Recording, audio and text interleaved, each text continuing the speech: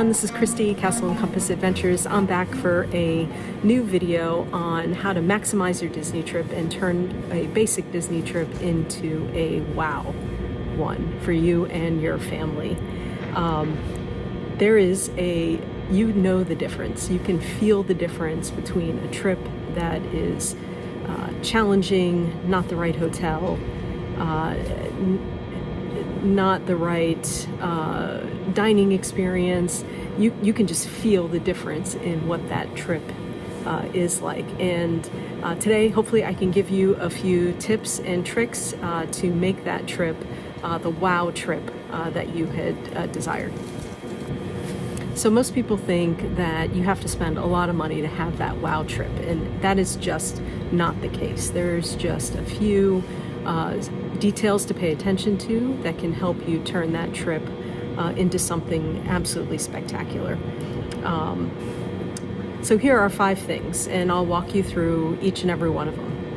The first one is finding the right resort for your family. And this is going to be the most important decision of your entire trip. It impacts more things than you realize. A lot of people choose a Disney resort based on the price, and of course that absolutely matters. But there is a good fit for each and every type of traveler and each and every type of family within your particular budget. So some key questions to ask when choosing the right resort is, do you want easy access to a certain park? Do you want easy access to the Magic Kingdom? Do you want easy access to Epcot or Hollywood Studios? Do you want convenient monorail access? How is transportation going to play into your trip? Do you want a stronger theming? Do you have younger kids that would want a strong Polynesian theme, as an example? Do you want dining options nearby? Do you prefer a louder, more boisterous resort, or do you prefer a more quiet, secluded one? All of these things are going to play into your resort choice. And I know everyone likes to stay in the most popular resorts, but really it's the one that is going to fit your budget and fit your family that is going to be the best. So the second thing that's going to turn a basic Disney trip into a wow one is having a smart park plan, not just buying the tickets. This is when a trip can really fall apart. If you go into a Disney trip thinking you're just going to figure it out, and especially if you have a lot of people, that it can be very challenging. You have to decide first whether you want to visit one park or you want a park hop. You have to know which one is going to make sense on the day of your trip, understanding the crowd flow, understanding how your priorities are going to play into that park strategy. Are you focusing on rides, or are you just going to walk around and enjoy the scenery? Do you want to meet characters? Is that important to you? Where are you going to fit dining into the process? So it's not just about buying those tickets and hoping you're going to get on a ride. There are lightning lane strategies that are out there that are important to consider. Which lightning lane do you want to purchase? Do you want to purchase a premier lightning lane where you don't want to worry about standing in line, you just want to walk up? Do you want to ride rides multiple times? In which case, know that if you buy the premier lightning lane, you may need to stand in line the second time you want to ride that ride. Do you know when to schedule your lightning lanes when you purchase it? And all of these decisions play into having a very stress-free or stressful park experience. So again, just don't buy the tickets. Have a plan for those tickets. Know whether you need to make a reservation for a park or not. That is important too. If you're staying off-site in a hotel and that's the best for your family, then know that you have to make reservations for certain parks, and you don't want to show up at a park and figure out that you needed a reservation. So these are all the things to consider. That's my number 2 thing when considering or when trying to make your Disney trip go from basic to wow. Okay, the third thing to turn your trip into a wow Disney trip is to prioritize the dining and the experiences that you want. So not every reservation is equal at Disney. There are so many choices. Are you planning on, do you want a table dining experience, sit down dining experience? Do you want quick service? If you want table experiences, you need to understand when to book those dining reservations. So just showing up and thinking that you're going to sit down and eat at Disney, sometimes that may work in your favor, but if you have a larger group, that is not going to work.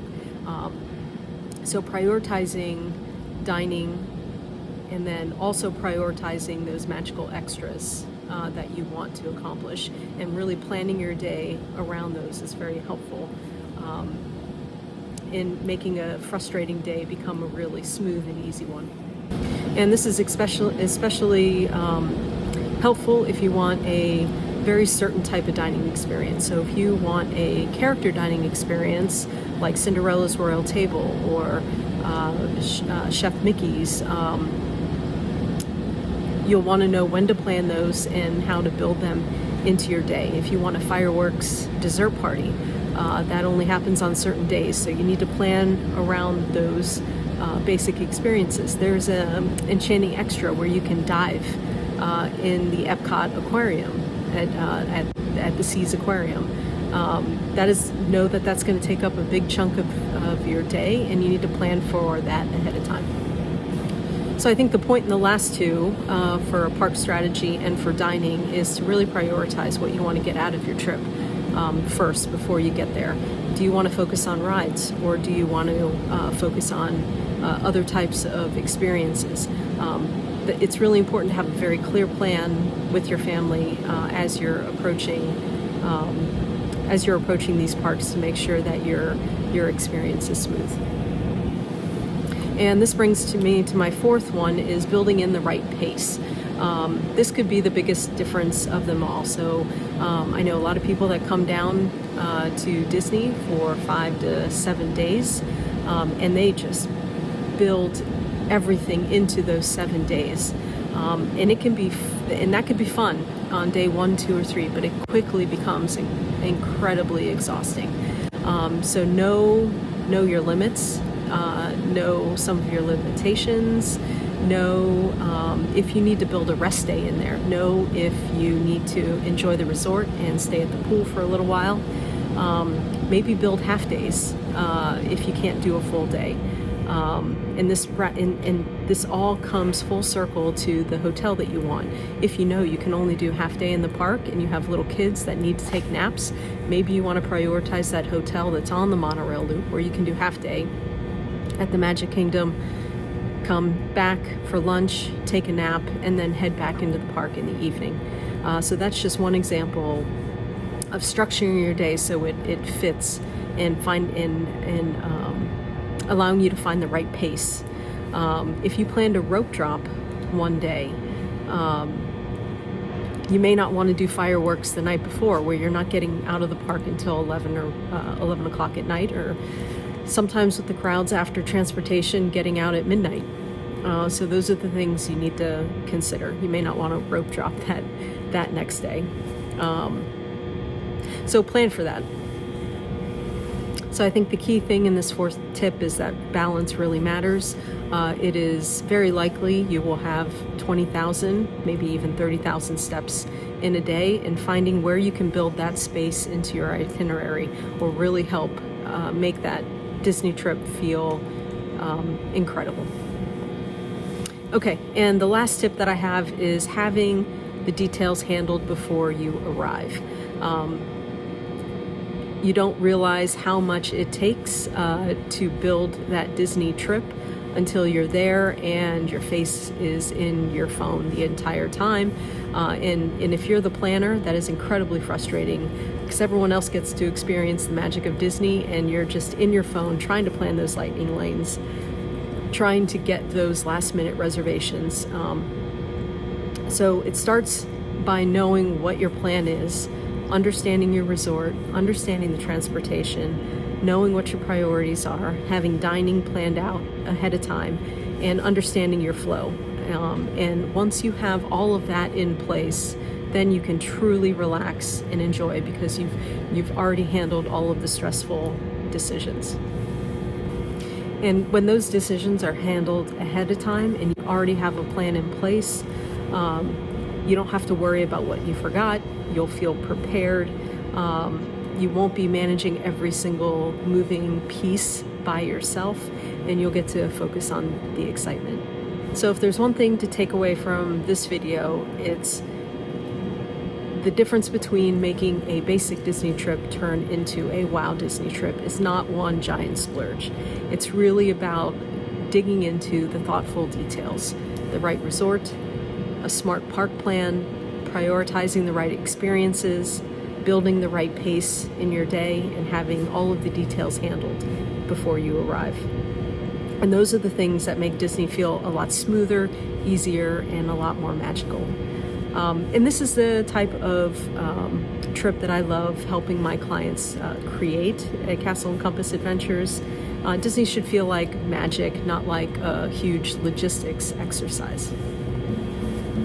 If this video was helpful for you, be sure to like and subscribe, and maybe share it with someone who is planning a Disney vacation. And if you're ready to plan that trip with more intention, with ease, and a lot more wow in your trip, please reach out to me. And I will see you on the next one.